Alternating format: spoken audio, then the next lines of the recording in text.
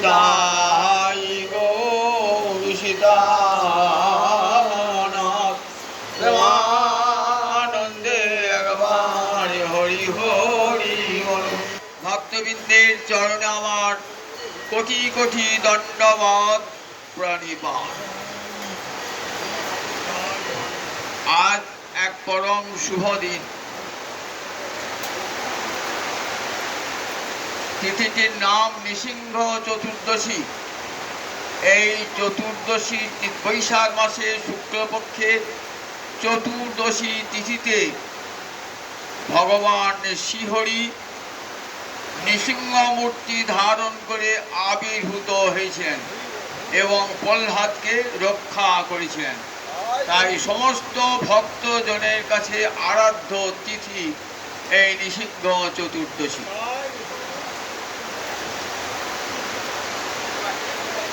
জয়দেব তার দশাবতার স্তোত্রে নৃসিংহদেবকে কি বলে বন্দনা করেছে দেখুন। তব কর কমলবরে নখম অদ্ভুত শৃঙ্গম দলিত হিরণ্য কশিপতি তনুভৃঙ্গম কেশবধৃত নরহরি রূপ জয় জগদীশ হরে জয় জগদীশ হরে জয় জগদীশ হরে। নৃসিংহ রূপধারী হে গোবিন্দ, তোমার জয় হোক, তোমার জয় হোক, তোমার জয় হোক। তব কর কমল বরে, কর মানে হাত, কমল মানে পদ্ম, তোমার হস্ত দুটি কমল পদ্মের মতো কমল। তাতে কি আছে? বড় বড় নখ, সেগুলো নখগুলি কেমন? অদ্ভুত সিংহম। গরুর শিং দেখেছেন যেমন ছুচড়ো হয়, ঠিক সেই রকম নখগুলো বড় বড় হয়ে ঠিক বলেছে সিংহের মতো। তব কর কমলবরে নখম অদ্ভুত সিংহম দলিত হিরণ্য কশিপু তনুভৃঙ্গম। ওই নখ দিয়ে তুমি কি করেছিলে?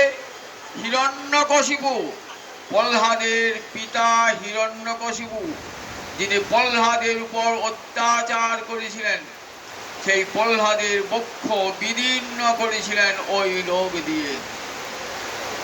হে নৃসিংহ রূপধারী গোবিন্দ, তোমার জয় হোক, তোমার জয় হোক, তোমার জয় হোক।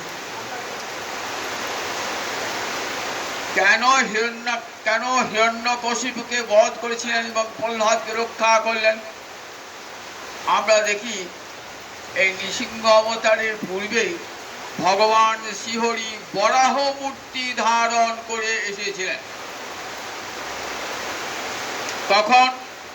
যখন হিরণ্যকশিপুর জ্যেষ্ঠ ভ্রাতা হিরণ্যাক্ষ দানব সমস্ত দেবতাদের উপর অত্যাচার করে, পৃথিবীর ঋষি মুনিদের উপর অত্যাচার করে, তাদের আশ্রম লণ্ডভণ্ড করে পৃথিবীকে নিয়ে গেলেন রসাতলে। পৃথিবী তখন শুধু জলে ভাসছে। সেই সময় সমস্ত দেবতারা ভগবানের কাছে স্তব করলেন, প্রভু ধরিত্রীকে রসাতল হতে উদ্ধার করুন।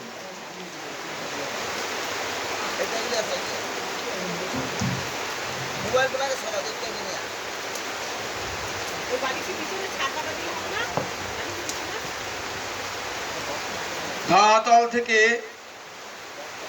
রসাতল থেকে পৃথিবীকে উদ্ধার করুন। তখন ভগবান শ্রীহরি বরাহ মূর্তি ধারণ করে দাঁতে করে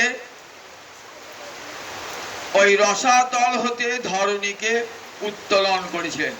বসতি দশন শিখরে ধরণী তব লগ্না শোষিনী কলঙ্ক কলেবনী বগ্না কেশব ধৃত বরাহ রূপ জয় জগদীশ হরি। তোমার দশনের দাঁত, দাঁতের অগ্রভাগে ধরণী লগ্না, পৃথিবী লগ্না হয়ে রয়েছে। ঠিক কেমন চাঁদে যেমন কলঙ্ক রেখা থাকে, ঠিক তেমনি তোমার দন্তে পৃথিবী ধারণ করে আছো। হে বরাহ রূপধারী, বরাহ মানে শুকর, এই বরাহ রূপধারী ভগবানের জয় হোক, জয় হোক, জয় হোক। হিরণ্যাক্ষ দানবকে বধ করেছিলেন, তো তাই তার ভাই হিরণ্যকশিপু বিষ্ণু দ্রোহী হয়েছিলেন, গোবিন্দের দ্রোহী শত্রু ছিলেন। গোবিন্দ বিষ্ণু দ্রোহী হয়েছিলেন। বিষ্ণু দ্রোহী হয়ে কি করেছিলেন?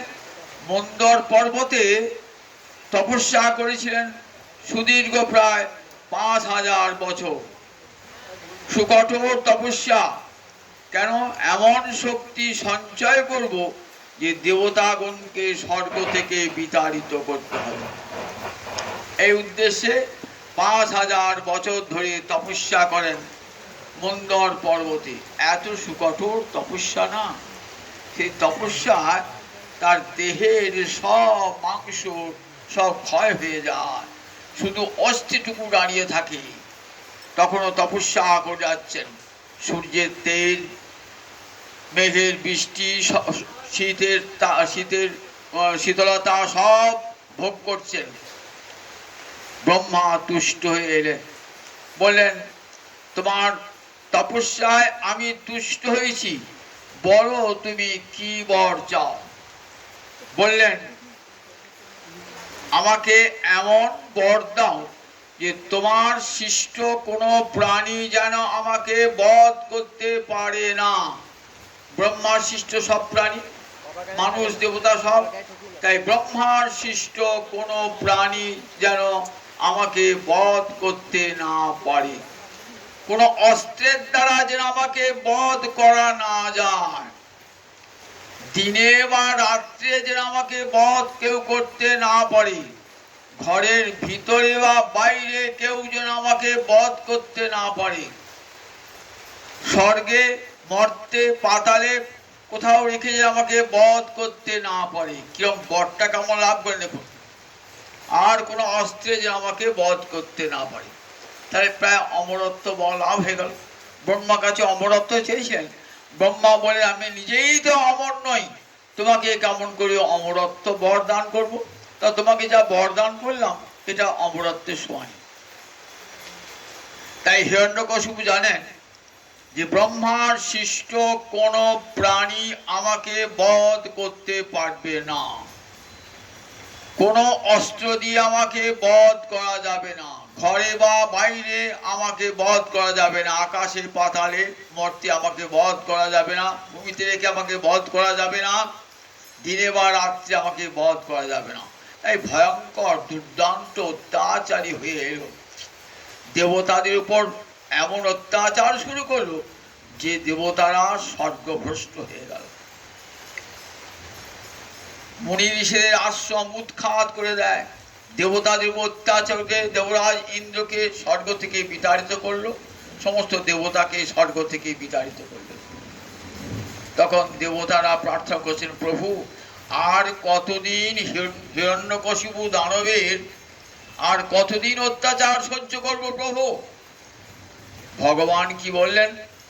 মা ভৈষ্ট বিবুধ শ্রেষ্ঠা, হে দেবশ্রেষ্ঠগণ, তোমরা ভয় করো না, আমি যথা সময়ে আবির্ভূত হব। কখন আবির্ভূত হবে তুমি? বললে, যদা দুচ্ছেদ প্রহ্লাদায়, যখন প্রহ্লাদের উপর আঘাত নেমে আসবে, তদা হনিষ্যে বরর্জিতমপি, যত বড় বলে বলিয়ান হোক না কেন আমি তাকে হত্যা করব। যতক্ষণ পর্যন্ত ভক্তের অঙ্গে আঘাত না হচ্ছে ততক্ষণ পর্যন্ত ভগবান আসবেন না। প্রহ্লাদায় যদা দুর্ছেদ, যেই প্রহ্লাদের অঙ্গে আঘাত হবে আমার ভক্তের অঙ্গে, ভক্ত গোবিন্দ চরণে শরণাগত হয়ে থাকে। শরণাগতির একটি লক্ষণ কি জানেন? একটি লক্ষণ, সে কি লক্ষণ? একটি লক্ষণ, আমাকে রক্ষিষ্যতি ইতিমা বিশ্বাস, আমাকে গোবিন্দ রক্ষা করবেন এই দৃঢ় বিশ্বাস ভক্তের অন্তরে থাকে। কেন থাকে? গীতায় ভগবান কি বলেছেন? কৌন্তেয় প্রতিজানিহি নমে ভক্ত পুনঃস্বতি। হে কুন্তীর নন্দন, তুমি জগতে প্রতিজ্ঞা করে বলো আমার ভক্তের কখনো বিনাশ হয় না, বিনাশ হয় না, বিনাশ হয় না। গোবিন্দ চরণে যে শরণাগত সে সমস্ত বিপদ থেকে মুক্তি পায়, মৃত্যু ভয় তার থাকে না। আমার ভক্তকে আমি রক্ষা করি, এটা ভগবানের একটা ব্রত, ভক্ত রক্ষা।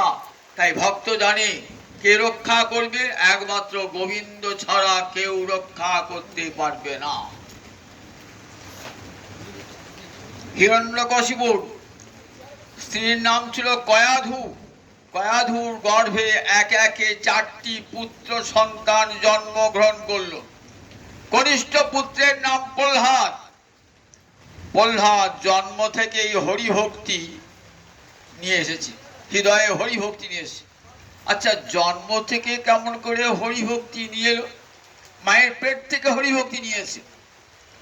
যখন হিরণ্যকশিপু দেবতাদের উপর অত্যাচার করে সমস্ত দেবতাকে তাড়িয়ে দিলেন, তখন তখন কি করলেন? তখন কি করলেন? তখন সমস্ত দেবতাদিকে অত্যাচার করে তাড়িয়ে দিয়েছেন। সেই সময়তে কি করছেন? ওই দেবতারা একটা সময় সুযোগ বুঝে কি করছেন না, কয়াধুকে স্বর্গ থেকে বিতাড়িত করবে, কয়াধুকে হত্যা করবে। কয়াধু তখন গর্ভবতী। এমন সময় দেবর্ষি নারদের সঙ্গে দেখা। বললেন, দেবরাজ ইন্দ্র, তুই এমন কাজ করছো কেন? নারীকে বধ করা অন্যায়। তখন হিরণ্যকশিপু বলশালী হয় নাই, তপস্যায় গিয়েছে। সেই সুযোগে দেবতারা অসুরদের উপর অত্যাচার শুরু করেছে, অসুরগণকে স্বর্গ থেকে বিতাড়িত করছে। কয়াধুকে নিয়ে যাচ্ছে, প্রহ্লাদের মাতা কয়াধুকে নিয়ে যাচ্ছেন দেবতারা, ইন্দ্রদেব নিয়ে যাচ্ছেন। দেবরাজ নারদ বলছেন, এ কি করছেন? নারী হত্যা পরম অপরাধ। বলে, না না, নারী হত্যা করব না, এর গর্ভে যে সন্তান আছে তাকে হত্যা করব। বললে, পারবে না, জানো অনন্তের অনুচর, পরম বলে বলিয়ান, হরিভক্তিতে বলিয়ান, তাকে হত্যা করতে পারবে না। সুতরাং দেবরাজ ইন্দ্র তাকে পরিত্যাগ করে। সেই সময় কোথায় এলেন কয়াধু? প্রহ্লাদের মাতা কয়াধু সেই সময় কোথায় এলেন? দেবর্ষি নারদের আশ্রমে। এসে মনের দুঃখে কাঁদছেন, স্বামী তখন তপস্যায় গিয়েছে, আমি তো গর্ভবতী, আমার সন্তান কোথায় হবে, কিভাবে সন্তান রক্ষিত হবে, চিন্তা করছেন। দেবর্ষি নারদ বললেন, মা তুমি চিন্তা করো না, তুমি আমার আশ্রমে যতদিন খুশি থাকো, আর তুমি ভাবছো তোমার সন্তান ভূমিষ্ঠ হবে, আমি তোমাকে বর দিলাম, যতদিন তোমার স্বামী ফিরে না আসছেন তপস্যা থেকে, ততদিন তুমি তোমার গর্ভে সন্তান থাকবে। প্রহ্লাদের মা কি করতেন? ওই নারদের আশ্রমে থাকতেন, নারদের সেবা করতেন। নারদ ওই সময় উপদেশ দান করতেন, হরিভক্তির উপদেশ দান করছেন। আর প্রহ্লাদ মায়ের পেট থেকে বসে বসে ওই হরিকথা শুনছে। দেখুন, তাই জন্ম থেকে হরিভক্তি নিয়ে এসছে, কয়াধুর পেট থেকে হরিভক্তি নিয়ে এসছে প্রহ্লাদ। হরিভক্তি তার শত সিদ্ধ। তাই জন্ম থেকে সে আর গোবিন্দ ছাড়া কিছুই জানে না। 5 বছর বয়স হয়েছে তখন প্রহ্লাদকে এবার তো পড়াতে, এবার ফিরে এসেছেন হিরণ্যকশিপু তপস্যা থেকে ফিরে এসেছেন। কয়াধুর সন্তান হলো, সেই সন্তান আস্তে আস্তে বড় হলো, 5 বছর বয়স হলো। এইবার প্রহ্লাদকে ভর্তি করতে হবে কোথায়? হিরণ্যকশিপু তখন তো রাজা হয়ে গেছেন, সব দেবতারা চলে গেছেন। তখন বিশাল রাজপ্রাসাদের পাশে ছিল ষণ্ডামর্ক, অর্থাৎ শুক্রাচার্যের 2 পুত্র ষণ্ড এবং অমর্ক। এই 2 জন প্রহ্লাদের গুরু ছিলেন। শুক্রাচার্যও পড়াতেন।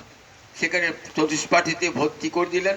প্রহ্লাদ সেখানে যায়, গুরুগৃহে পাঠশালায় যায়, সেখানে লেখাপড়া শেখবার জন্য যায়।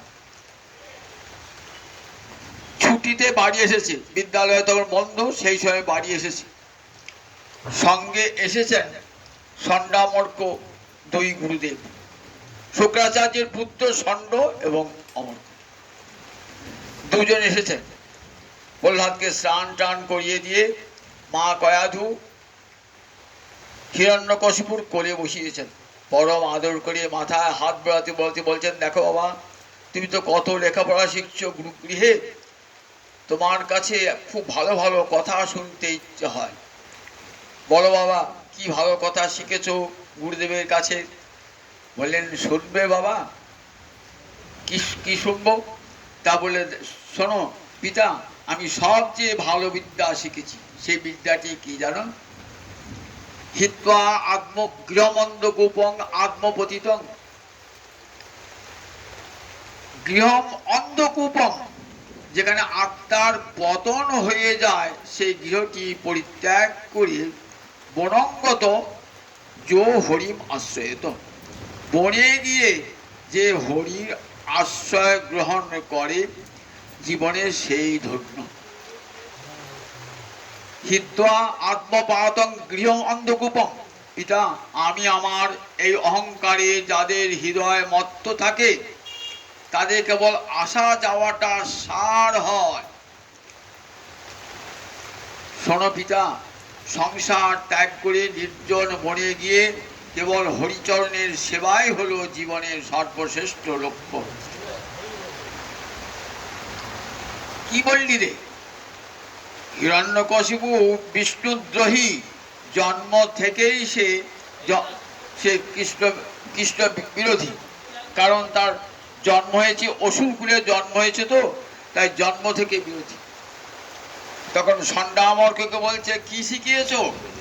যে বিষ্ণু আমাদের বংশের শত্রু, আমার জ্যেষ্ঠ ভ্রাতাকে হত্যা করেছে, আর সেই বিষ্ণুচরণ সেবাই জীবনের একমাত্র লক্ষ্য বলছে। কি করে শিখিয়েছ? কি শিখিয়েছ? নিশ্চয়ই তোমরা শিখিয়েছ। বল, না না না, আমরা তাকে শেখাই নাই। দেখো, আমি বেতন দিচ্ছি, তোমাদের পোষণ করছি, আর আমার ছেলেকে আমার শত্রুর প্রতি ভালোবাসা শেখাচ্ছ? বলে, না না। তখন রক্তচক্ষু দেখাচ্ছে হিরণ্যকশিপু। ষণ্ডামর্ক ভীত হয়ে গেছে, জোড়হাত করে বলছেন যে, হে মহারাজ, আমরা শেখাই নাই।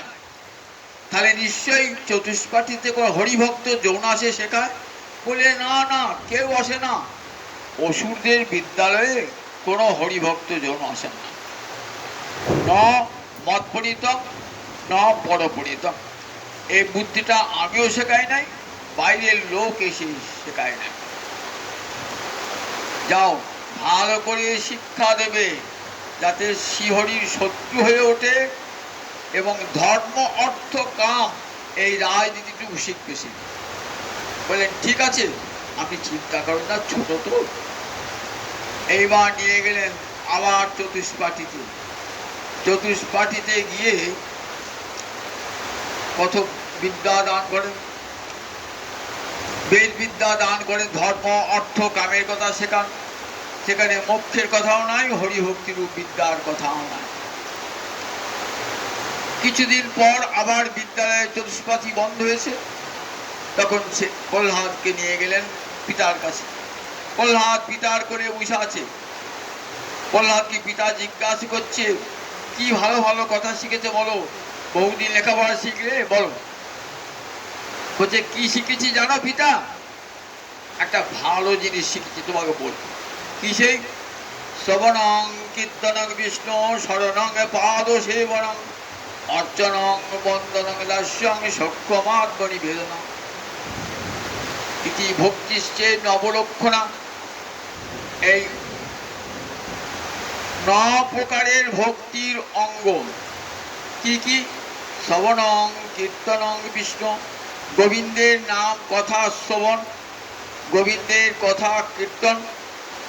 শরণং পাদ সেবনং, গোবিন্দের কথা স্মরণ করা, হৃদয় লীলা স্মরণ করা, আর তার পাদ সেবা অর্থাৎ তাকে ভক্তি করা। আর অর্চনং বন্দনং দাস্যং, তার অর্চনা করা, তাকে প্রণাম জানানো, তার দাস হয়ে থাকা। আর আত্মনিবেদন, গোবিন্দ চরণে আত্মাকে নিবেদন করে দাও। এই 9টা ভক্তির অঙ্গ আছে, যে কোনো একটা অঙ্গ আচরণ করলেই কৃষ্ণ ভক্তি লাভ হয়ে যায়। 9টা ভক্তির অঙ্গ। যদি কেউ বলে আমি শুধু শ্রবণই করবো, বলে তিনি শ্রবণই করে যান। মহারাজ পরীক্ষিত 7 দিন শ্রবণ করেছিলেন, আর কোনো ভজন করেন নাই। বৈয়াসকি সুখদেব কেবল কীর্তন করেছিলেন, প্রহ্লাদ কেবল স্মরণ করেছিলেন, পৃথু রাজা কেবল অর্চনা করেছিলেন, লক্ষ্মী দেবী পদসেবা করেছিলেন, অক্রূর বন্দনা করেছিলেন, হনুমান দাস্য, আর বলি প্রহ্লাদ নাতি বলি আত্মসমর্পণ করেছিলেন। এই 9টা ভক্তির অঙ্গ বলি না, শ্রবণং কীর্তনং বিষ্ণু শরণং পাদ সেবনং। স্মরণ, শ্রবণ, স্মরণ, কীর্তন, এই 9টা ভক্তি, ভক্তি মহারানী অঙ্গ। যদি যে কোনো একটা অঙ্গ স্পর্শ করা হয়, ভক্তি মহারানী ভাবেন যে আমাকে সে চাইছে। আপনার অঙ্গ যদি কেউ স্পর্শ করে, আপনি কি ভাববেন? সে আমাকেই চাইছে। ঠিক তেমনি ভক্তি মহারানীর 9টি অঙ্গ। বসে বসে হরিকথা শুনছেন তো, তাতে বড় লাভ। মহারাজ পরীক্ষিত 7 দিন বসে বসে কৃষ্ণ কথা শুনলেন। কি ফল হলো? ভেজে খগেন্দ্র ধ্বজ পাদ মূলম, গোবিন্দ চরণের সেবা। সুখদেবকে বললেন, সুখদেব বললেন তুমি কি চাও? বলে আমি গোবিন্দ চরণের সেবা চাই। তখন সুখদেব 7 দিন বসে বসে অমৃতময়ী হরিকথা শুনিয়েছিলেন। দেখুন, মহারাজ পরীক্ষিত তো আর কিছু করেন নাই, 7 দিন বসে বসে কৃষ্ণ কথা শুনেছেন। আর সেই শোনার ফলেতেই তার হরিপাদ পত্র লাভ হয়েছে। তাই একটি শ্রবণের কত মূল্য দেখুন। সাদাই মহাপুরুষ সাধু গোসাইপাদ বলছেন, সাধু সঙ্গ নাম কীর্তন ভাগবত শ্রবণ, মথুরাবাস শ্রীমূর্তির শ্রদ্ধায় সেবন, সকল সাধন শ্রেষ্ঠ এই পঞ্চ অঙ্গ, কৃষ্ণ প্রেমী জন্মায় এই 5 অল্প সঙ্গ। কি কি বলেন? সাধু সঙ্গ নাম কীর্তন, ভাগবত শ্রবণ, সাধুর সঙ্গ করতে হবে। সাধু সঙ্গ যারা হরিভক্ত জন, তাদের সঙ্গ লাভ। আর তার নাম কীর্তন, হরে কৃষ্ণ কৃষ্ণ কৃষ্ণ হরে হরে, হরে রাম রাম রাম হরে হরে। আর ভাগবত শ্রবণ, অন্য শ্রবণ বাক্যে ভাগবত শ্রবণে কেমন বলেন? পরম শক্তি আছে। যে শক্তি বলে মহারাজ পরীক্ষিত গোবিন্দ পাদ পদ্ম পেয়েছিলেন। ভাগবতের কথাগুলি এত শক্তিশালী যে মানুষের অন্তরে প্রবেশ করার মাত্র হরিভক্তি লাভ করিয়ে দেয়। বলেন এই অল্প যদি সঙ্গ লাভ হয়ে যায়, তাহলে কি হয়? কৃষ্ণ প্রেম লাভ হয়ে যায়। মুক্তি নয়, মুক্তির উপরও কৃষ্ণ প্রেম লাভ হয়ে যায়। জীবনটা ধন্য সার্থক হয়ে যায়। তাহলে এই যে উক্তিটা দেখছেন না, আমরা বলি ভক্তির 9টা অঙ্গ। কে বলেছেন? প্রথম প্রহ্লাদ বললেন, শ্রবণং কীর্তনং বিষ্ণু শরণং পাদ সেবনং, অর্চনং বন্দনং দাস্যং সখ্যমাদ নিবেদন, ইতি পুংসার পিতা বিষ্ণু ভক্তিশ্চে নবলক্ষণা। এই 9টি অঙ্গ আগে গোবিন্দ চরণে অর্পণ করে তবে যাজন করতে হয়। হে গোবিন্দ, তুমি তুষ্ট হবে বলে আমি তোমার কথা শ্রবণ করছি, এই অর্পণ করা হলো। আমি হরিনামে মালা জপ করছি কেন? তুমি তুষ্ট হবে বলে। তাই আগে গোবিন্দকে অর্পণ করে যাজন করতে হয়, এই নবলক্ষণা ভক্তি। এবার হিরণ্যকশিপু আর থাকলো ক্রোধে অগ্নিশর্মা। কটমট করে চেয়ে আছেন 2 গুরুপুত্রের দিকে। কি শেখাচ্ছ আমার ছেলেটাকে? কি শেখাচ্ছ? তোমরা 2 জন গুরুপুত্র রয়েছ। কোল থেকে ছুঁড়ে ফেলে দিলে। এমন ছেলের মৃত্যুই ভালো। এমন ছেলে যে হরি আমাদের বংশের শত্রু, আমার জ্যেষ্ঠ ভ্রাতাকে হত্যা করেছে, আর বলছেন সেই হরির ভজন। পিতাকে ছুঁড়ে, পিতা পুত্রকে ছুঁড়ে ফেলে দিলেন। ষণ্ডামর্ক বললেন আমরা শেখাই নাই এই যে বুদ্ধিভেদ, আপনা আপনি নৈসর্গিকী মতির রাজন, আমরাও শেখাই নাই। বাইরে কোনো লোক ও বিদ্যালয়ে প্রবেশ করতে পারেন না, তারাও শেখার নাই। তাহলে সেগুলি কি করে? নৈসর্গিকী স্বাভাবিক কৃষ্ণ ভক্তি নিয়েও জন্মিয়েছে। আমরা যতই শেখাই কেন কিছুতেই ও অন্তর থেকে হরিভক্তি মুছতে পারবো না। দেখেছেন হরিভক্তি কেমন জিনিস? একবার হৃদয়ে প্রবেশ করলে এই হরিভক্তিকে বিনাশ করতে পারে, পৃথিবীতে এমন শক্তি নাই। সতত্যাচার, তথাপি প্রহ্লাদ হরি ভজন থেকে এক মুহূর্ত টলে নাই। অত দূর যেতে হবে না। সেই প্রহ্লাদের অবতার হয়েছিলেন কলিযুগে গৌরাঙ্গ অবতারে হরিদাস ঠাকুর। দেখেছেন তো কত অত্যাচার হয়েছিল হরিদাস ঠাকুরের উপরে। 22টা বাজারে নিয়ে গিয়ে তাকে বেত্রাঘাত করা হয়েছে। 22টা বাজারে কাজীর চরেরা নিয়ে গেছে, হরিনাম ছাড়ো। কি বলছেন হরিদাস? খণ্ড খণ্ড হয় যদি যায় যদি প্রাণ, তথাপি বদনে না ছাড়িব কৃষ্ণ নাম। আমার দেহটা কেটে খণ্ড খণ্ড করে দাও, তথাপি আমার যতক্ষণ পর্যন্ত জীবনটা আছে ততক্ষণ আমি হরিনাম করব। এত আঘাতের পর আঘাত, কিন্তু হরিদাস বদনে নাম করে যাচ্ছে। কি করে করছেন? আমাদেরকে যদি কেউ আঘাত করে তখন আমরা কি বলবো? বাবা গো মা গো বাঁচা, আর আমাকে বেরো না বলবো তো? হরিদাস বলেন নাই। হরিদাস বলেন নাই, বরং প্রার্থনা করছেন এসব জীবের এই কৃষ্ণ করহ প্রসাদ, মোর দ্রোহে এসব আহারে নহুক অপরাধ। যারা আমার কাছে বেত্রাঘাত করছে, হে গোবিন্দ, তাদের যেন কোনো অপরাধ না হয়, সব অপরাধ তাদের ক্ষমা করে। ভক্তের স্বভাব আমার, তাকে আঘাত করলেও প্রত্যাঘাত করে না, তার মঙ্গল কামনা করে। যে আঘাতকারী তার মঙ্গল কামনা করে। পৃথিবীতে এমন দৃষ্টান্ত দেখাতে পারবেন? আমাকে আঘাত করলে আমার মনে প্রতীক্ষা জন্মাবে, আমি তা কি করবো? প্রতিশোধ নেবার জন্য তককে তককে থাকবো। কিন্তু হরিদাস কি করছেন? হরিদাস বলছেন না, আমাকে যারা বেত্রাঘাত করছে, তাহলে এত আঘাত একবার হরিদাস অঙ্গে আঘাত, এত আঘাত, তা একবারও চোখ দিয়ে জল বার হলো না, আর দেহটা পিঠে তো রক্ত বার হতো, হয় নাই কেন? একবার হরিনাম তো বন্ধ হয়ে যাওয়া উচিত ছিল। কৃষ্ণ নাম সুধা সিন্ধু মধ্যে হরিদাস, কৃষ্ণ নাম সাগরে ভাসছেন সুধার সিন্ধু, তাকে কেউ কিছু করতে পারে? তাহলে এতগুলি যে চাবুকের দাগ পিঠে হলো, সে দাগগুলো কোথায় গেল? মহাপ্রভু যেগুলো মহাপ্রকাশ হয়েছিল শিবাসঙ্গনে, হরিদাসকে বলছে দেখ হরিদাস, যখন তোর অঙ্গে কাজীর পাইকেরা আঘাতের পর আঘাত করেছে, তখন আমি সুদর্শন চক্র নিয়ে আসছিলাম, কিন্তু আসি নাই কেন জানিস? তোর প্রার্থনায়। তুই বললি এদিকে রক্ষা করো, এদিকে অনুগ্রহ করো, কৃপা করো।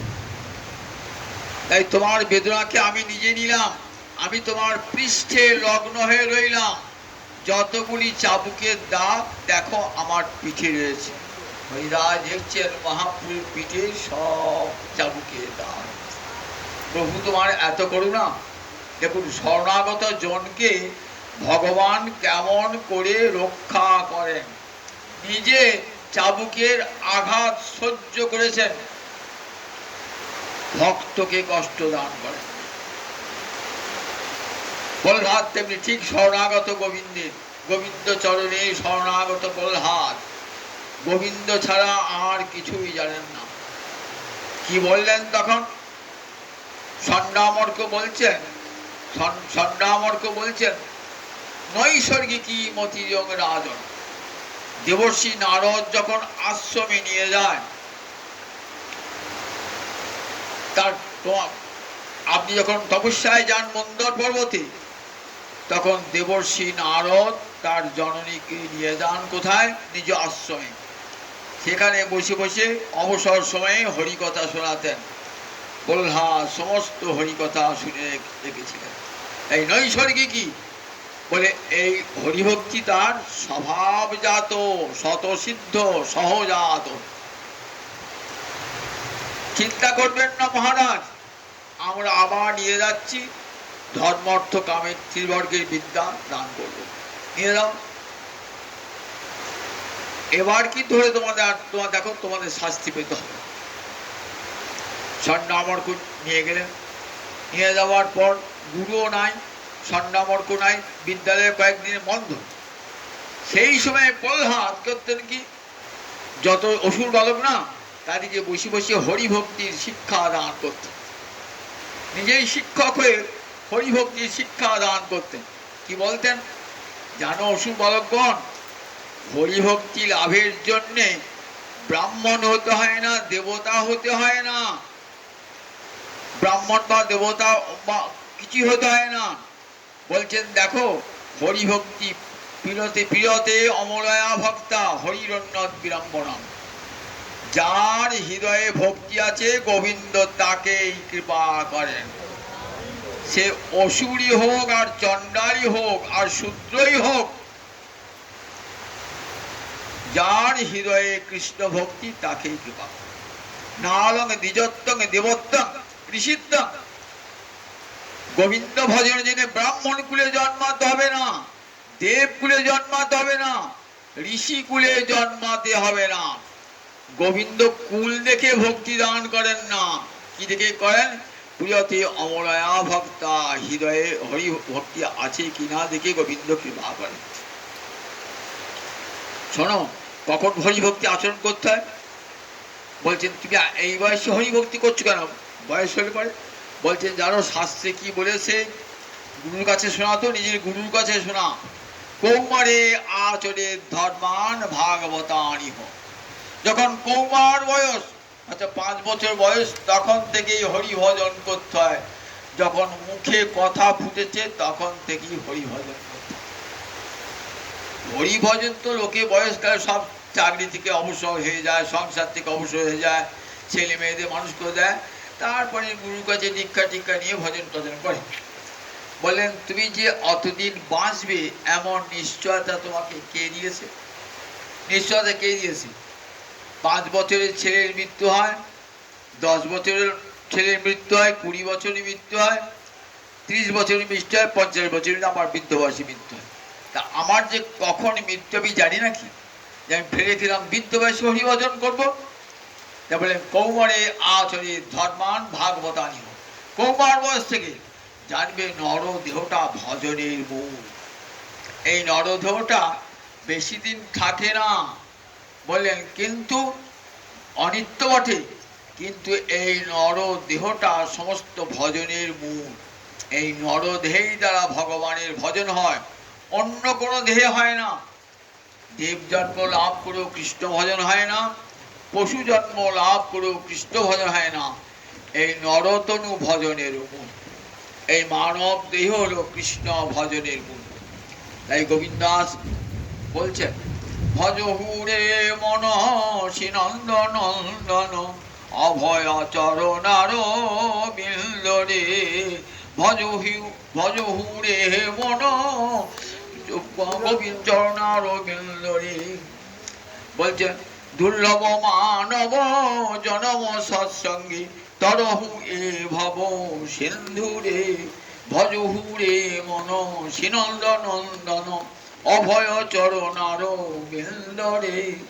দুর্লভ মানব জনম সৎসঙ্গী তরহু এ ভব সিন্ধুরে। নন্দনকে ভজন করো। মানব দুর্লভ, মানব জন্ম যখন পেয়েছো, এই জন্মটা বেশি দিন স্থায়ী হয় না। দুর্লভ মানব সৎসঙ্গে, সাধু সঙ্গে, সাধু সেবায় জীবনটাকে ধন্য করে নাও। আর মানব জন্ম পেতেও পারো, না পেতেও পারো। শত শত পুণ্যকর্ম করলেও নরতনু পাওয়া যায় না। নরতনু ভগবানের কৃপার দান। ভালো করে শুনে থাকুন, নরতনু ভগবানের কৃপার দান। এই জন্মে মানুষ হয়েছি, আবার পরজন্মে মানুষ হব, এমন নিশ্চয়তা আপনাকে কে দিয়েছে? কোটি কোটি জন্ম দান ব্রত তপস্যা করলেও মানব দেহ পাওয়া যায় না। যদি ভগবত ভজনের ইচ্ছা জাগ্রত হয় তবেই মানব দেহ লাভ হয়, নতুবা পশু পাখি কীট পতঙ্গ দেহে জন্মগ্রহণ করতে হয়। মনটা রাখতে হবে গোবিন্দ চরণ অরবিন্দে। এই মনুষ্য দেহটি বলতে হবে, হে গোবিন্দ, এমন দেহ দিয়েছ, সে দেহ দিয়ে তোমার সেবা হলো না। বিষয় ভোগ করলাম, সুখে উল্লাসে দিনটা কাটালাম, চিন্তা করলাম না আগামী দিনে আমার ভবিষ্যৎ কি, একবারও চিন্তা করি না, একবার চিন্তা করি না। এমন দুর্লভ মানব জন্ম পেয়ে। তাই দেখুন, আমরা বিষয় সম্পদে অর্থে বিত্তে যশে প্রতিষ্ঠায় মেতে থাকি। কতদিন এই সুখ শান্তি, এই পার্থিব জীবনে সুখ শান্তি কতদিন? বিষয় সম্পদ আপনার কতদিন থাকবে? এ জন্মে আছে, পরজন্মে নাই। এই জন্মে ভোগ করলেন খুব, বহু টাকা পয়সা হলো, পরজন্মে দেখলেন এমন দরিদ্র ঘরে জন্মালেন, এমন কাঙালের ঘরে দুটি অন্নও জুটছে না। মানব জন্মটা যদি করেন আবার জন্ম পাবেন। গীতায় কি বলা আছে? আবার এমন ঘরে জন্ম হবে সুচিনাং শ্রীমতাঙ্গি, আবার ধনবানের গৃহে পবিত্র গৃহে জন্ম হবে, যেখান থেকে আবার ভজন শুরু হবে। ভগবানের কৃপার দান বারবার দেবেন না মানব জন্ম। একবার দিয়েছেন পরীক্ষা করবার জন্য। সেই দেহটা কি দিয়ে কাটেন? ভোগে বিলাসী অর্থ সম্পদে জীবনটা কাটেন। এমন দুর্লভ মানব জন্ম পেয়ে একবার হা কৃষ্ণ হা গৌর হা নিতাই বললাম না। এমন দুর্লভ মানব জন্ম ভগবানের করুণার দান। আমরা একবার ভেবে চিন্তাও করে দেখি না যে আবার পরজন্মে মানুষ হব কিনা, আবার সম্পদ ভোগ করতে পাবো কিনা। সম্পদ ভোগ করা সেটাও গোবিন্দের করুণা। গোবিন্দের করুণা ছাড়া সম্পদ ভোগ হয় না, সুখ শান্তি ভোগ হয় না। সুখময়ের চরণকে বাদ দিয়ে জগতে সুখ পাওয়া যায়? জগতে সুখ কোথায়? গোবিন্দ বেদ বাতা বলেছেন, বিষ্ণু পাদপদ্মে মধ্য উৎস। গোবিন্দের চরণে সব সুখের উৎস। সেই গোবিন্দ চরণকে উপেক্ষা করে কোনো দিন সুখ লাভ সংসারে হয় না। শত দান ধ্যানে তো হয় না, যদি গোবিন্দ চরণে নির্মলা ভক্তি লাভ না হয়। বললেন দেখো এমন দুর্লভ মানব জন্ম। তাই দুর্লভ মানব জন্ম শিখেছেন প্রহ্লাদ। বললেন কৌমারে আচরে ধর্মান ভাগবতানি হন।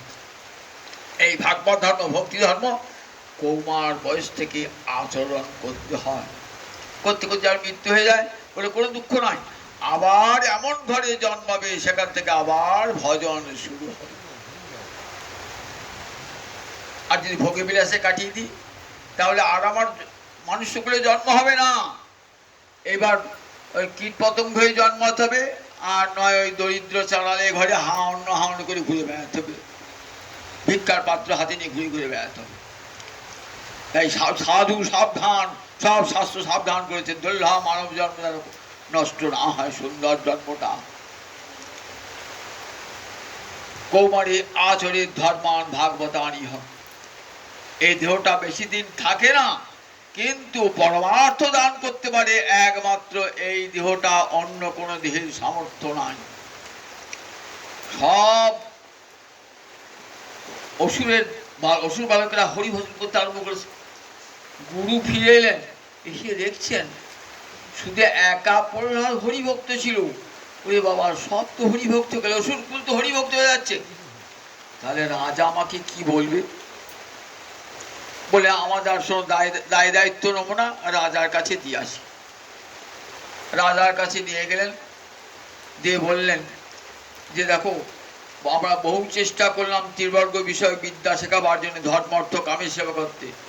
ছেলে তো হরিভজন করে, ছেলে তো ধর্ম অর্থ কাম ঠিক বাধ্য, গুরু বাধ্য ছাত্রের মতো শেখে আমাদেরকে সম্মান জানায়, কিন্তু ও হরি ভক্তি ছাড়া কিছুই জানে না। আবার ওর দেখা দেখি আরো 5টা অসুর বালক তারা হরিভজন করতে আরম্ভ করেছে। কি বললে? বলে একবারে বলে বেত্রনিয়া এই ছেলেকে আমি আর রাখবো না। অসুরগণকে বলেন যে কোনো উপায় ছেলেকে হত্যা করো, যে কোনো উপায়, সর্বই উপায় হন্তব্য, যথাযথ উপায় আছে। রাজার আদেশ মানতে হবে। রাজার সব অনুচরেরা সঙ্গে সঙ্গে নিয়ে কি করলেন, বড় বড় বিষধর সাপ নিয়ে আয়, সেই সাপের মুখে ফেলে দিল। সাপ নিয়ে এলেন ওই 5 বছরের ছেলের কাছে, বড় বড় ফনা উচিত। সাপ তো দংশন করে না, উপরন্তু প্রহ্লাদকে পরিক্রমা করিয়ে প্রহ্লাদের চরণে প্রণাম জানিয়ে চলে যায়। অবাক হয়ে গেলেন। এই সাপ বলে গেল হাতি নিয়ে আয়, খ্যাপা হাতি বন থেকে ধরে নিয়ে আয়। খ্যাপা হাতি ধরে নিয়ে এলেন, খ্যাপা হাতির সামনে নামিয়ে দিলেন। হাতি কি করলেন, হাতি সুর দিয়ে গাটা চানলেন, একবার পরিক্রমা করে হাতি পালিয়ে। বাবা, হাতিও খেলো না, সাপেও খেলো না। এক কাজ কর, সমুদ্রের জলে ফেলে লাগা। সমুদ্রের জলে ফেলে দিলেন। প্রহ্লাদ কৃষ্ণ নাম করতে করতে করতে করতে একবারে সমুদ্রের তীরে এসে পৌঁছালেন। আবার চলেছে প্রহ্লাদ হরে কৃষ্ণ কৃষ্ণ কৃষ্ণ হরে হরে, হরে রাম রাম রাম হরে হরে, আস্তে আস্তে প্রহ্লাদ চলে এসেছে। বাবা, জলে ডুবে মারতে পারলি না, এবার আগুনে ফেলে দে, আগুন জ্বালালো। বাবা আগুনের মধ্যে ফেলে দিলেন।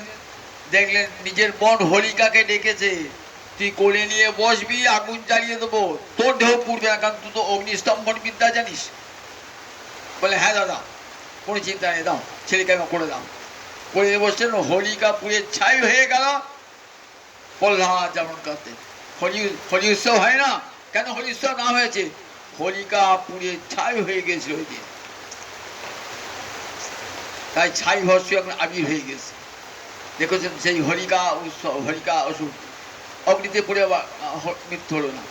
তাহলে এক কাজ কর, এক বিষ আনা, একবারে কালকুট বিষ, ঠোঁটের ঠেকানি হয়ে যাবে। আনলো, কাকে দিয়ে দেওয়াতে হবে, অন্য কাউকে নয়, ওর মাকে ডাক। কারাগারে রেখে দিয়েছে তো, মাকে ডাক। মাকে নিয়ে এসে, যাও ছেলেকে খাওয়াও গা, এটা আমার আদেশ, যে না খাওয়াও তাহলে তোমাকে আমি প্রত্যাখ্যান বাড়ি থেকে তাড়িয়ে দেবো। রানী ভাবলে এই যা, আমাকে বাড়ি থেকে তাড়িয়ে দেবে, খাওয়াতে তো হবেই। প্রহ্লাদকে চোখে জল ফেলতে ফেলতে প্রহ্লাদকে দিলেন। কাঁদছো কেন মা? তা বলতে পারছেন না, বিষ এনেছো তো, কোনো ভয় নাই মা, তবে আমি আগে বিষটা গোবিন্দকে নিবেদন করবো, তো গোবিন্দকে নিবেদন না করে আমি কোনো জিনিস খাই না। তা গোবিন্দকে নিবেদন করতে তুলসী পত্র দিতে হয়, অন্য করে দেওয়া যায় না। তুলসী পত্র, একটা তুলসী পাতা নিয়ে আয়। তুলসী পাতা নিয়ে গোবিন্দায় নিবেদন বলে যেই দিয়েছেন না, এবার ঢক ঢক করে প্রসাদ হয়ে খেয়ে নিলেন, বিষ খেলেন, বিষটা অমৃত হয়ে গেল। অনুচর দিয়ে বলছেন কি রে, ছেলেটা মরেছে? বলে না না, আনন্দে কারাগারে নৃত্য করতে গেলে হরে কৃষ্ণ নাম করছে। এ তো মনোরা ছেলেটা,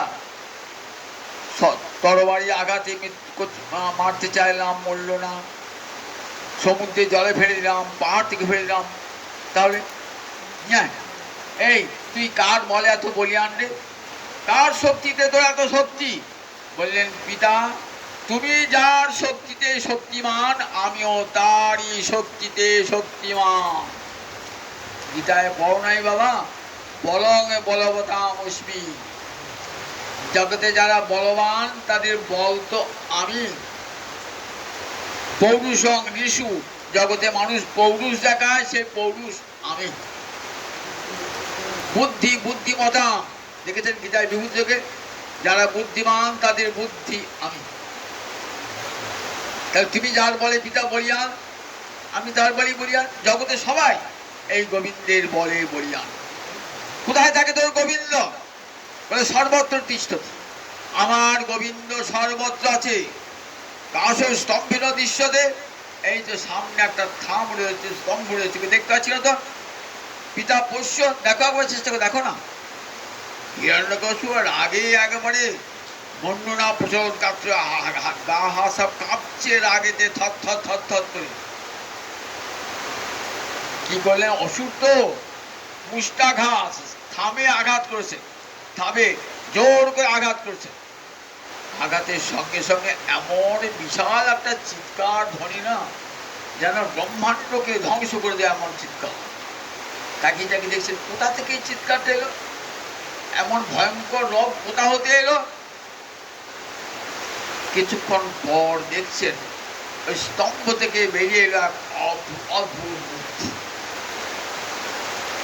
ন দেব ন মানুষ, মানুষও নয়, দেবতায় ন পশু, ন মৃগ ন মানব, মানুষও নয় পশুও নয়, মৃগ বলে পশু, মানুষও নয় পশুও নয়। এমন মূর্তি, কেমন চোখ দুটো কেমন পিঙ্গল বর্ণ, একবারে তপ্ত কান, তপ্ত সোনার মতো রোগ, চোখ দুটি জল জল জল জল জল করছে। মাথায় অসংখ্য কেশর, মাথায় মুখটা সিংহের মতো, তো আধখানা মানুষ আধখানা সিংহ, নৃসিংহ বাড়ি, আধখানা মানুষ আর আধখানা সিংহ। আর হাজার হাজার বাহু, হাজার হাজার বাহু, বড় বড় দাঁত, বাবারে বাপ, বিশাল চেহারা, ভয়ঙ্কর মূর্তি। এই ভয়ঙ্কর মূর্তি দর্শন করি সব দম্ভ চূর্ণ হয়ে গেল। তোকে ব্রহ্মা বর দিয়েছে নয়,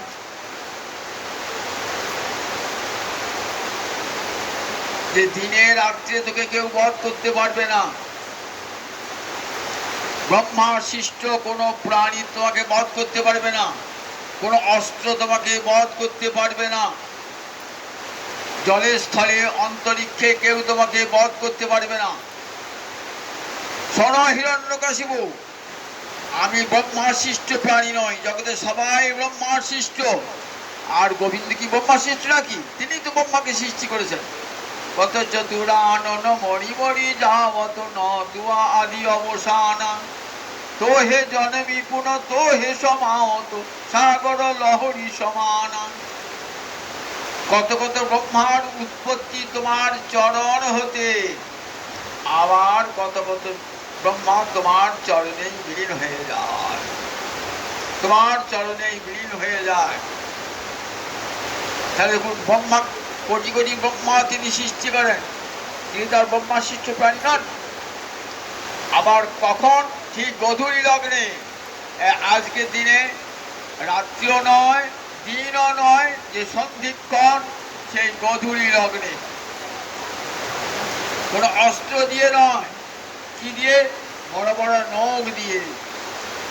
আবার ঘরে নয় বাইরে নয়, কোথায় চৌকাঠির উপর বসিয়ে, আবার কোথায় জলের স্থলে অন্তরিক্ষে নয়, নিজের কোলে বসিয়ে হিরণ্যকশির বক্ষ বিদারণ করে দিলেন।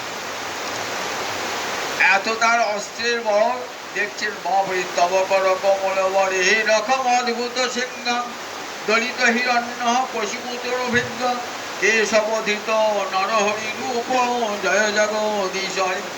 আজকের এই দিনটিতে আবির্ভূত হয়ে হিরণ্যকশিপু বক্ষ বিদীর্ণ করেছিলেন। এই সবাই নিষিদ্ধ চৌদশী পুত্র পালন করেন। নৃসিংহদেব, সেই নৃসিংহদেবের জয় হোক, জয় হোক, জয় হোক। প্রহ্লাদ কাছে বসে আছেন, যন্ত্রণায় ছটফট করতে করতে মা বাবা মা বাবা বলছে। হরিভক্ত সন্তান তো যতই বিদ্বেষ করুক, পিতার প্রতি কোনো বিদ্বেষ নেই। বলছেন, পিতা মা বাবা করে কি লাভ হবে? বাবা মা তোমাকে বাঁচাতে পারে? বালস্য নেহ শরণামে পিতর। একটা ছেলেকে বাবা মা চেষ্টা করে, আমার ছেলেকে আমি মরতে দেবো না, যত টাকা পয়সা খরচ হোক, বাড়ি বিক্রি করতে হোক, যত ধার দেওয়া হোক, আমার ছেলেকে আমি বাঁচাবো, বড় বড় ডাক্তার দেখাবো, এখানে নয় বিয়েতে নিয়ে যাবো। পারে? পারে জগতে কেউ নিজের ছেলে মেয়েকে বাঁচাতে পারে? তাই বুঝি আলস্য নেহ শরণং পিতর। জগতে কোনো পিতা মাতা তার সন্তানকে রক্ষা করতে পারে না। পিতা জগতে সবাই এই ভবসাগরে নিমজ্জমান। পিতা বলো গোবিন্দ গোবিন্দ গোবিন্দে দ্বিগুণা ভরা। বাবা গোবিন্দ গোবিন্দ গোবিন্দ বলো, গোবিন্দ বলো। গোবিন্দ বলে উদ্ধার পেয়ে যাবে বাবা। মৃত্যুকালে যদি একবার কেউ কৃষ্ণ নাম স্মরণ করে, গীতায় কি বলা আছে, একবার যদি স্মরণ করে মৃত্যুকালে গোবিন্দ নাম, তাহলে সে আমার কাছে চলে আসে। ভালো করে গীতাটা পড়বেন, তাহলে কলবর ত্যাগ করে আমার কাছে সে ফিরে আসে। এত বড় আশ্বাস বাণী ভগবান দিয়েছে। হিরণ্যকশিপু হলো, বলে পিতার সৎকার করে। পিতার সৎকার করলেন। ভয়ঙ্কর উগ্র মূর্তি, পৃথিবী যেন ধ্বংস হয়ে যাবে এখনই।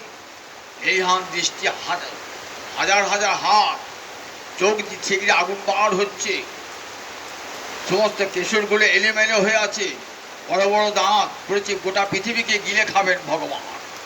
সে যেমন অর্জুনকে দেখেছিলেন না, কাল অস্মি লোকক্ষয়কৃত, এইরকম আমি কাল।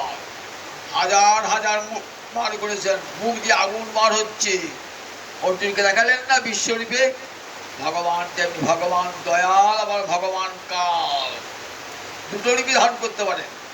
ভয়ঙ্কর রূপ ধারণ করেছেন।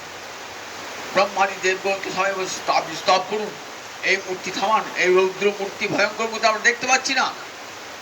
ব্রহ্মাকে স্তব করলেন, কোনো ফল হলো না। তাহলে দেবতাগণ লক্ষ্মীকে পাঠান, যা লক্ষ্মী, তুমি তোমাকে দেখলে এই রুদ্র মূর্তি দূর হবে, শান্ত হবে। লক্ষ্মী ওই মূর্তি করে দেখে নাই, লক্ষ্মী সাহস করে গেলেন না। তখন কি করবেন, দেবতারা বলেন প্রহ্লাদ তুমি যাও, তুমি গেলে ওই রুদ্রমূর্তি শান্ত হবে, তোমার জন্য উগ্রমূর্তি, তুমি গেলে শান্ত হবে। প্রহ্লাদ এই কাছে গেলেন না, আর উগ্রমূর্তি নাই। সন্তান স্নেহে বাবার কেমন হয় বলুন দেখি, সন্তান স্নেহে বাবার যেমন হয়। বলে বসেছেন প্রহ্লাদকে, মাথায় হাত বোলাচ্ছেন, মহাপ্রহ্লাদ আমার জন্যে কত কষ্ট ভোগ করেছ, কত অত্যাচার পিতার তুমি সহ্য করেছ। দেখো আমার কন্যায়, আমার যারা শরণাগত, তাদেরকে কেউ হত্যা করতে পারে না, তার কেউ বিনাশ করতে পারে না। প্রহ্লাদ কাছে নিয়ে মাথায় হাত বলে বলছেন, প্রহ্লাদ তুই আমাকে যে বর চাও, কত কষ্ট পেয়েছ প্রভু, আমাকে বরের প্রলোভন দেখিও না। আমার তোমাকে ইন্দ্রপদ দেবো, ব্রহ্মপদ দেবো না, না, আমার পিতা তো মেলা সম্পত্তি, ত্রিলোকের অধিপতি, কি হলো তার পরিণতি? আমি চাই না পিতা, আমি সেই পারমার্থিক সম্পদ চাই, হরিভক্তি, যা কোনোদিন বিনষ্ট হবে না। আমি চাই না এই ধন সম্পদ। দেখলাম আমার পিতার কেমন, হিরণ্যকশিপু এমন ভোগী বিলাসী, তার কিভাবে জীবনটা গেল আমি দেখলাম, সেটা আমি চাই না। আমি আর ভোগ বিলাস, মা মাং প্রলভয় উৎপত্তি আসক্ত, আমি জন্ম থেকেই তো ভোগ বিলাসী। অসুর মানেই তাই তো, অসুর মানেই যারা কেবল নিজের ভোজন আর বিলাসে মত্ত, তাদেরকে পৃথিবীতে অসুর বলেছে। শুনে গেলেন, অসুর দেখবার জন্য কোথাও যেতে হবে না, এই মানুষের মাঝেই অসুর আর অসুর আছে। একদল মানুষ এবার ভোগ করো, খাও ইচ্ছা মতো, ভগবানকে ভোজে কি হবে বলেন, তারা অসুর। অসুর সংজ্ঞা থেকে গীতা পড়বেন, দৈবাসুর সম্পদ বিভাগযোগ আছে, কারা অসুর আর কারা দেবতা। দুর্লভ মানব জন্মে পেয়ে অসুরের মতো যারা ভোগ করে, অসুর মানে অসুসুরতা, প্রাণ ধর্মে যারা অত ভালো মন্দ খাও, ফুর্তি করো, আনন্দ করো, হরিভজন করে কি হবে, এটা যারা বলে দেখবেন, ভালো করে দেখবেন অসুরের লক্ষণ কি কি, আর যারা দৈব তাদের লক্ষণ কি কি, গীতায় বলা আছে 17 অধ্যায় দেখবেন, 16 অধ্যায় দেখবেন, দৈবাসুর সম্পদ বিভাগযোগ। তাহলে অসুর খোঁজা জন্য পাতালে ফাতালে কোথাও যেতে হবে না, এইখানে ওষুধ ধরা পড়ে যায়। একদল মানুষ বলে তারা পৃথিবীতে ওষুধ ভোগ করবার জন্য এসেছে, কৃষ্ণ ভজন তাদের প্রীতিকারক নয়, কৃষ্ণ ভজন করবে না তারা। বলে অসুরের দল চিরকালই আছে, চিরকালই থাকবে, তারা কৃষ্ণ ভজন বিরোধী। কৃষ্ণ ভজন শুনলেই তারা উন্নাসী হয়ে যায়, দূর থেকে সরে যায়। তাই বললেন পিতা আমি তো অসুর, জন্ম থেকেই অসুর, সুতরাং অসুরটা সম্পদ ভোগ করতে চায়, আমাকে আর সম্পদের লোভ দেখাবেন না, আমি আর সম্পদের লোভ চাই না। আবার সংসার সাগর পার হবার জন্যে আমি তোমার কাছে মুক্তিও চাইব না। কেন মুক্তি চাইবে? সবাই তোমার কাছে মুক্তি চায়। তা বললেন, প্রভু মুক্তি আমার তুচ্ছ হয়ে গেছে, জানো তো, তোমার আর মুক্তি আমি অনায়াসে পাবো, এই ভবসাগর আমি অনায়াসে পাবো। তদ্বীর্য গায়ন মহামৃতমগ্ন চিত্র, তোমার হরিনাম করতে করতে আমি সংসার সাগর অনায়াসে পার হয়ে যাব। আমার কোনো কষ্ট হবে না, আমার কোনো নৌকা জাহাজ লাগবে না, আমি হাঁটতে হাঁটতে ভবসাগর পার হয়ে যাব। কেবল তোমার নাম করতে করতে, প্রহ্লাদ বলছেন, তোমার নাম করতে করতে। প্রভু জগতে দেখি কত লোক শুধু নিজের মুক্তি চায়, ঋষিরা নির্জনে তপস্যা করছেন নিজের মুক্তির জন্য। প্রভু আমি নিজের মুক্তি চাই না। আমার দুঃখ হয় কেন জানো? যারা সংসারে এই অসুর, আমি যার কথা বললাম, কেবল ভোগে মত্ত যারা হয়ে রয়েছে, দিবারাত্র সম্পদ ভোগ করছে, অর্থ ভোগ করছে, তাদের জন্যে আমার দুঃখ হয় প্রভু। তাদের কিছুতেই তোমার চরণে মতি হয় না। শত শত আঘাত খেয়েও তাদের গোবিন্দ চরণে মতি হয় না। আমি তাদের কথা চিন্তা, তার সোচে তাদের জন্য আমি শোক করি প্রভু। যারা এই সংসার ভোগে আসক্ত হয়েছে তাদের জন্য, তাদের হরিভক্তি দাও প্রভু। একটা বর চেয়ে নেবো তোমার কাছে। কি বর চেয়ে নেবো তোমার কাছে? দেখো তোমার কাছে সম্পদ কারা চায়? বললেন ভগবান কালকে ভজনা করে কি জন্য জানেন তো? অর্থ সম্পদ পাওয়ার জন্য। একদল মানুষ আছে, তারা কারা? বলে যস্তু আশিস আশাস্তে সবই মণিক নদে বৃদ্ধ। যারা তোমার কাছে ভোগ সম্পদ চেয়ে নেয় তারা তোমার ভক্ত নয়, জানে গোবিন্দ ছাড়া কেউ যাবে, তাই গোবিন্দ ভজন করে। তারা বণিক, তারা তোমার ভক্ত নয় প্রভু, তারা বণিক। আমি চাই না প্রভু, আমার একটা বর আমাকে দাও। কি বর চাইলেন দেখুন, যা প্রীতি অবিবেকী নাং বিষয়সু অনুপায়নি তামনু শরত স্বামী হৃদয় নাম সর্বতু। বিষয়ী ব্যক্তি যেমন দিন রাত টাকা টাকা টাকা টাকা, আর কোন চিন্তা নেই, রাত্রে ঘুমিয়ে ঘুমিয়ে টাকা দেখছে, রাত্রে ঘুমিয়ে ঘুমিয়ে টাকার সর্বদিন ব্যাংকে কত টাকা হলো, আমার কত টাকা থাকলো, কি হলো, আমার কার কাছে কত টাকা পাবো, চিন্তা করতে লাগে। এমনি করে যখন রাত দিন যেমন টাকার কথা চিন্তা করে, আমি যেন রাত দিন ওই তোমার চরণের স্মৃতি মুখে নিয়ে থাকতে হবে রাত্রি দিন। আমার হৃদয় থেকে যেন তোমার চরণের স্মরণ কোনোদিন না তাই। প্রহ্লাদ স্মরণে, সব সময় প্রহ্লাদ স্মরণে রয়েছে, সব সময় প্রহ্লাদ স্মরণে রয়েছে। আর একটা বর প্রভু চাই। কি বর চাই? আমার পিতা তোমার প্রতি কত অত্যাচার, কত কটুবাক্য করেছে তোমার প্রতি, তোমার ভক্তদের উপর কত অত্যাচার করেছে প্রভু, তুমি তাকে ক্ষমা করো। বলেন ওটা চাইতে হবে না প্রহ্লাদ। জানো ত্রিসপ্তভী পৃথিবী সহ পিতা পুত। তোমার পিতা কেন? তোমার বংশের 21 পুরুষ পবিত্র হয়ে তার ঊর্ধ্বলোকে গমন করেছে। 21 পুরুষ। তাই আজ চিন্তা করতে হবে না, যেগুলি একজন ভক্ত বৈষ্ণব জন্মায় সেইগুলি অধস্তন এবং পূর্বতন সবাই হরিভক্তি বরণ হয়ে সংসার থেকে উদ্ধার পেয়ে যায়। একটা ভক্ত বলছেন যদি বংশে জন্মায় না, কুলং পবিত্রং জন্মিছে কৃতার্থা, বংশটাই পবিত্র হয়ে যায়। যে বংশে একজন হরিভক্ত জন্মায় সেই বংশটাই পবিত্র হয়ে যায়। জননী হন রত্ন গর্ভা, যে গর্ভেতে আমার পুত্র সন্তান জন্মগ্রহণ করেছে, রত্ন গর্ভা। তাই তোমার পিতা দেখুন, প্রহ্লাদের পুত্র বিরোচন, বিরোচনের পুত্র বলি। বলি কেমন কৃপা পেয়েছে বলুন দেখো ভগবানের? একবারে গোবিন্দ চরণ মাথায় পেয়েছে। তাহলে প্রহ্লাদের পূর্বপুরুষ, প্রহ্লাদের উত্তর পুরুষ সবাই কৃতকৃতার্থ, কৃষ্ণ ভক্তিতে কৃতকৃতার্থ। জগৎকে প্রহ্লাদ দেখালেন যে দেখো যত দুঃখ বিপদ আসে আসুক, গোবিন্দ চরণ স্মরণ করতে কখনো ভুলো না। সংসারে সকল কাজে ধ্যানে জ্ঞানে শয়নে স্বপনে গোবিন্দ চরণের কথা মনে রেখে দিব, যেটাই জীবনের সার একমাত্র দুর্লভ মানব জন্ম লাভ করেছ। সেই মানব জন্মে হরিচরণ সেবাই সার। আমার মহাপ্রভু উপদেশ দান করছেন, এই 9টা ভক্তির অঙ্গ সব সময় স্মরণ করবে। যে কোনো একটা করো তাহলেই হবে, শ্রবণং কীর্তনং বিষ্ণু, যে কোনো এক করো। তোমরা তো কিছুই করতে হবে না, কলিকালের মানুষ, তোমরা কিছুই, তোমরা গোবিন্দ প্রসাদও পাবে না, কিছুই পাবে না, ভোজ খাবে, তা দেখো গোবিন্দ প্রসাদ তোমার একটা কাজ করতে করতে পারবে, তোমরা কি পারবে? তা বললে একটা কাজ করো, হরে কৃষ্ণ কৃষ্ণ কৃষ্ণ হরে হরে, হরে রাম রাম রাম হরে হরে, এই মহামন্ত্র জপ করো। আর সাধু সঙ্গে ভক্ত সঙ্গে বসে হরিকথা শ্রবণ করো। করতে করতে করতে কোনো জন্মে যদি হরিভক্তি লাভ হয়ে যায়, মানব জীবনটা ধন্য হয়ে যাবে। এই কথায় বলবার জন্য আমার নিতাই চাঁদ গৌরহরি এসেছিলেন।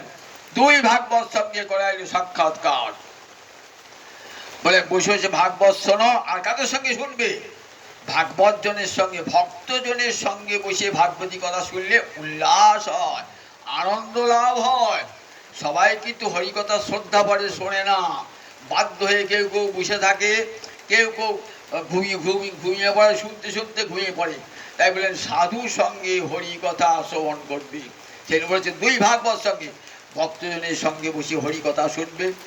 এই হরিনাম হলো মুক্তির মন্ত্র, আর সাধু সঙ্গ হলো জানবে বলে ক্ষণমপি সজ্জন সঙ্গতি রেখা ভবতী ভবার নবতরণে নৌকা।